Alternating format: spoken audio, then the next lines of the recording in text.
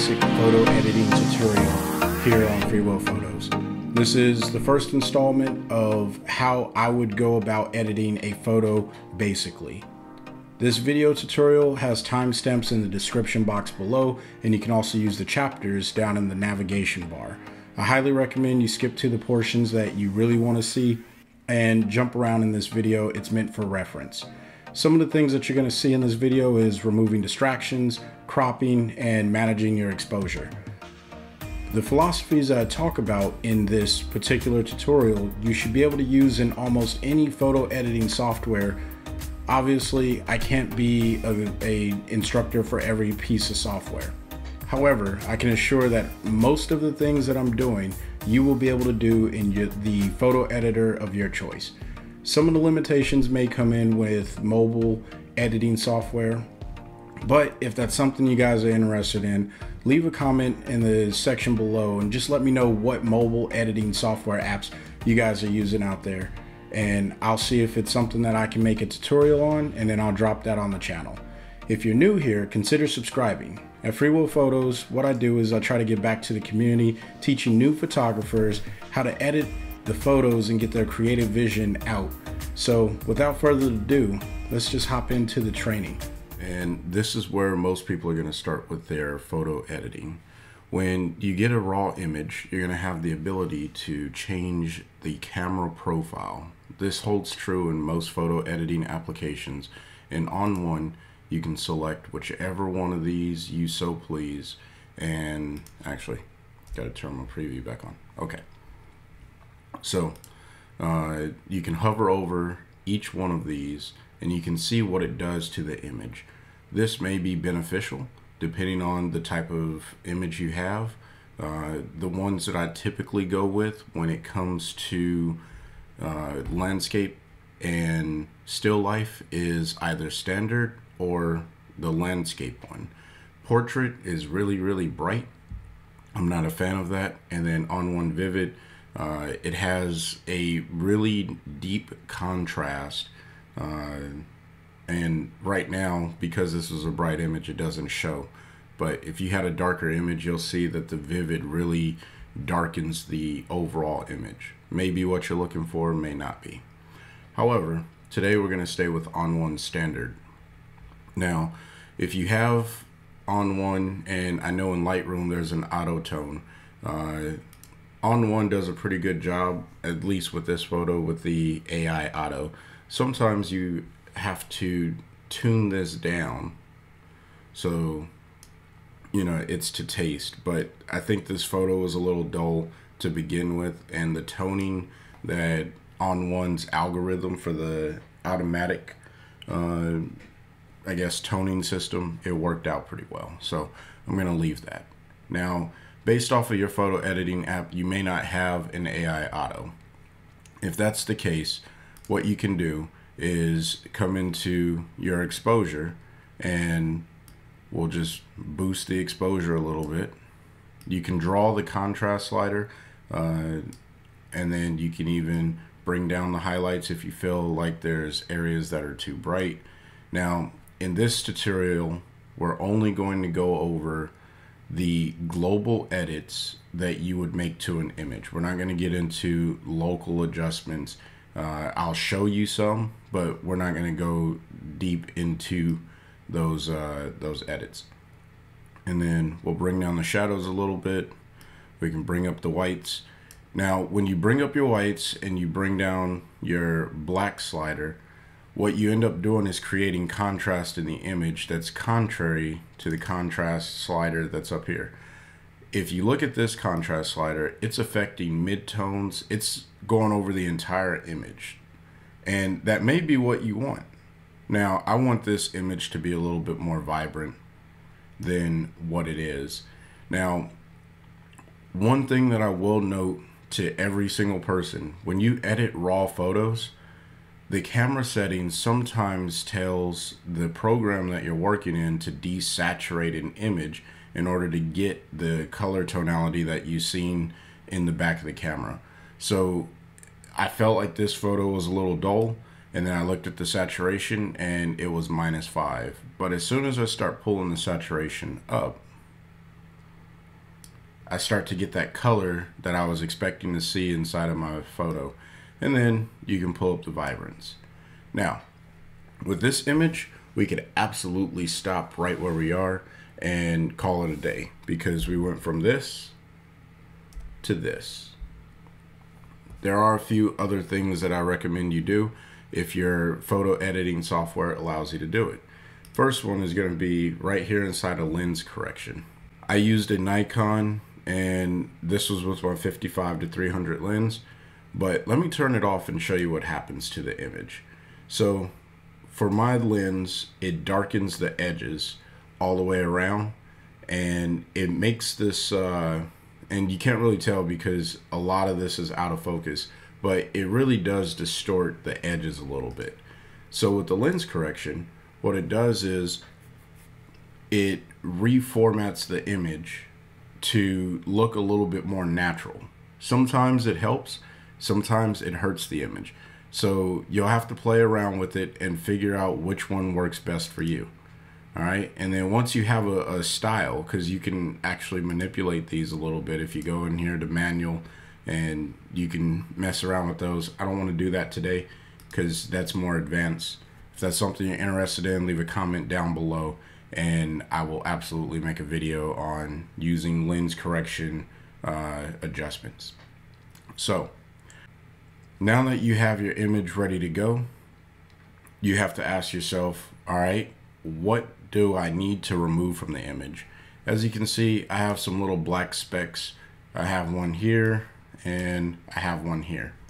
We're going to come over to the retouch tab, and every photo editing app has a different name for this, but whatever it is, blemish removal, spot removal, eraser, doesn't matter what it is that you're using, as long as it doesn't delete the pixels overall. So what we're going to do here right now is I'm just going to heal this spot, and I have a feather of 100. I have to make this a little bit larger. This is just a nuance of ON1.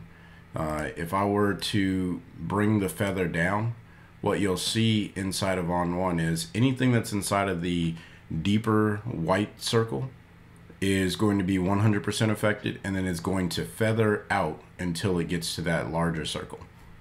So what I want to do is make my brush a little bit larger than the area I want to correct, and then click once and you'll see that it kind of goes away. Now this, in my opinion, is not the best way of getting rid of a situation like that.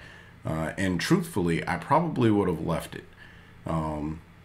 But for the sake of getting rid of distractions and teaching you how to get rid of distractions in your photos, this makes sense. So we're just going to undo that. And you could absolutely do that and get away with it. But because there is a little bit of a detailed structure here, I'm going to use something different, which is almost like a patch tool, if you will. All right, so I'm going to select just about the same size as the thing I want to get rid of. I'll click once, and what it's going to do is sample a different area, and then I'm just going to pull this up to right around where the other area is. So now it looks a lot more natural, because what I did is I just copied pixels from a different area. Now I'm going to see what I need to do down here. Sometimes this is just 100% trial and error. All right, so if it takes you a few different passes to figure out what works the best, I don't necessarily like that, because if you look at it, there's like a tip of a leaf in the middle of a leaf. So what I'm going to do instead is move this back to here and probably drop it right there. Now that looks way more natural, especially when I zoom out. You're not even going to notice that it was there. I have one more thing that I want to address in my distractions, which are, I guess, two more things. I'll get rid of this little guy right here too. So I'll click there. It's going to resample. And let's see, did that one do a good enough job? Yeah, that's fine. No one will notice that. So the next thing that we're going to do is get rid of this line right here. Now, this is where I believe the healing brush or the clone stamp works well. And this could just be a nuance of on one, but I'm just going to click and drag right over it.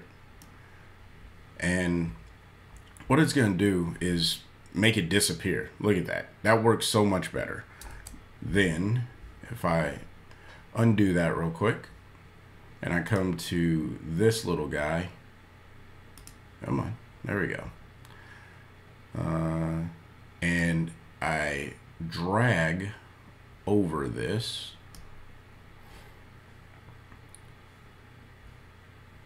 There's like you know, I can't really move my mouse over it because it'll bring the borders back up, but it just, to me, it doesn't work as well.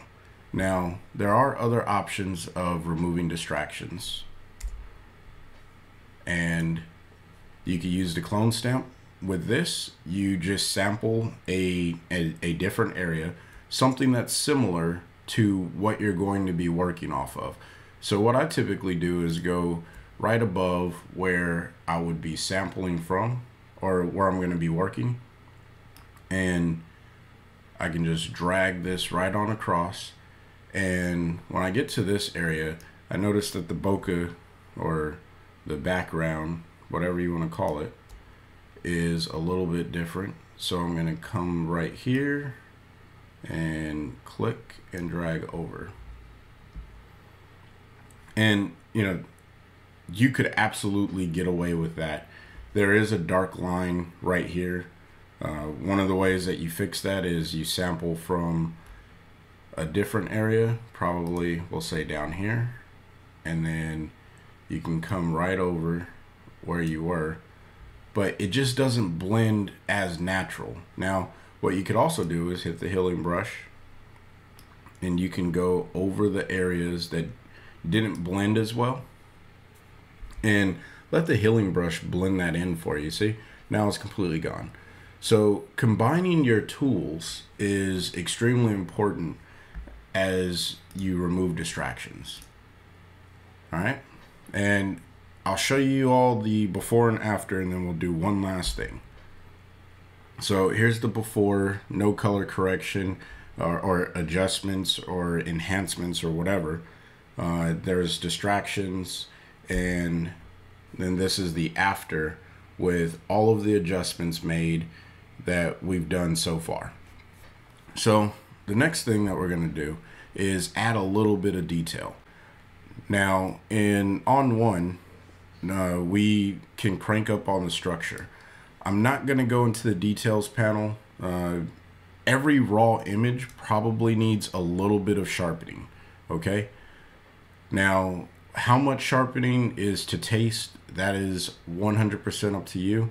I'm not going to go into that today because sharpening requires more detail than something, you know, you don't want to over sharpen your image, especially if it's for screen. Printing, you can probably get away with a little bit, but we're not going to get into that. Okay. So crank up the structure a little bit, and what that's going to do is really help define the edges inside this image. Now, I cranked it up really high because the compression on YouTube, sometimes it doesn't come through. I just want to show you what it's actually doing here. But I'll bring it to somewhere around there because this is a leaf and there's a lot of details and crevices, and we want to show that. So no reason that we don't. And then I'll drag over this haze slider. This seems to be a popular slider in most photography for landscape, outdoors, and stuff like that. You can play around with this. What it's doing is it's taking some of the brighter areas and just dulling those down. It's like a more precise highlight control tool to reveal what's behind those, and it really targets just those areas. So it helps in some situations. I don't think it's doing anything for this photo, so I'm just going to double click to reset that, and I'm okay with it. If I felt that the photo was too bright, instead of using that, I would just use this exposure slider, but I actually like where it was at 0.45. So I'm just going to go back and type that in because this is the exposure that I prefer for the image. Now, this image is good to go. The last thing that I will do, and this is going to be different in each of your photo editing software, but in ON1, when you click on effects, you can add a filter, and what I want to add is the vignette filter, because this is really bright over here. I don't necessarily need to control it, but what I'm going to do is center my vignette on this point of the leaf, and then I'm going to click one of these presets. Big Softy is a nice one, and all it does is it brings the focus more over here. Now you can see this is still way too bright, and I'm going to deal with that here in a second. Let's just decrease the size of the vignette, and I think that will work out. So what I'm going to do to deal with this segment over here is add a local adjustment. Now, if you want a video specifically on local adjustments, please leave a comment down below, because today I am only going to go over this very briefly. What I'm going to add is a linear gradient, or once I get this, all right, and I need linear left. White reveals and black conceals. That's all you really need to know about these little icons. Wherever the white side is, that means that's where the effect is going to show, and wherever the black side is, that means the effect will not show. So I'm just going to click about here, and as you can see already what it does to the image. Now, the reason I'm using a gradient is because it goes from the effect being fully applied, I'll move it over a little bit, it goes from the effect being fully applied right here to it being a little less applied here, to it being a little less applied here, until it's not applied at all. All right. Now, these are extremely helpful when it comes to editing and maintaining highlights. So I'm just going to bring that right over here, and I think that's probably fair, because I don't mind if I darken some of this over here. The attention goes to the leaf. That's where I want the attention to be.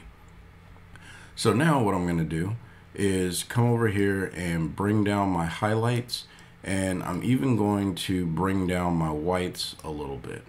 Now, this is just blown out information. If we go to my clipping, and this is a good thing for you to check. When you have red, I turned off the gradient adjustment there. When you have red in your clipping, that means you blew out the pixels.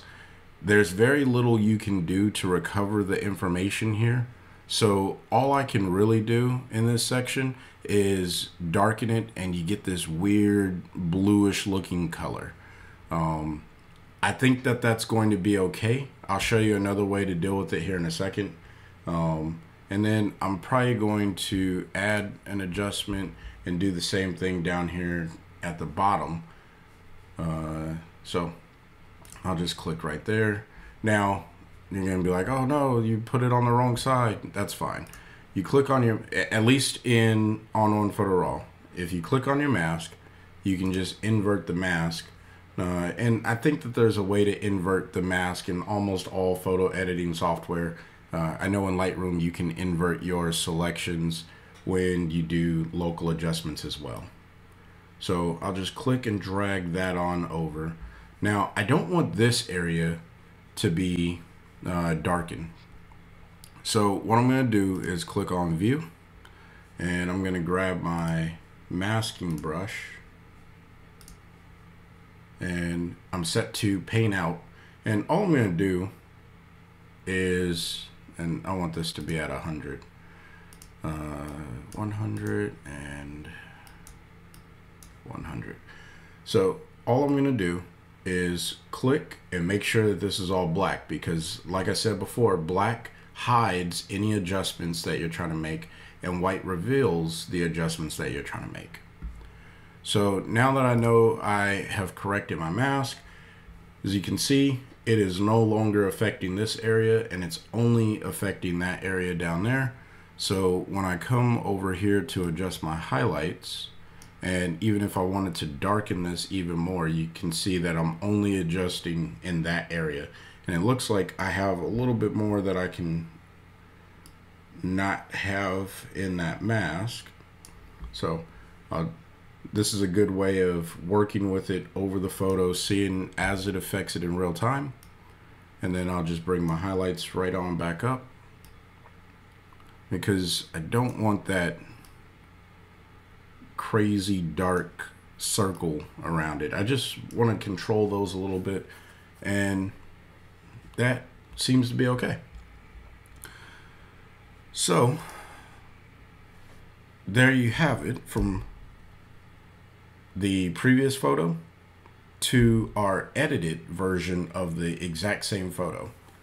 The last thing that you can do, and I recommend you do this earlier on in the process. As you can see, I've already cropped this image in, right? Because there were some things that I just felt I could get rid of, especially this big white spot over here and this big white spot over there.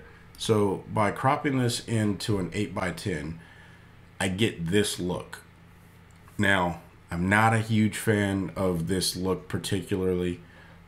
I'd prefer to just deal with the issues that I had on the outsides of my images, but this is a way of removing distractions, especially in the borders or around the borders of your image.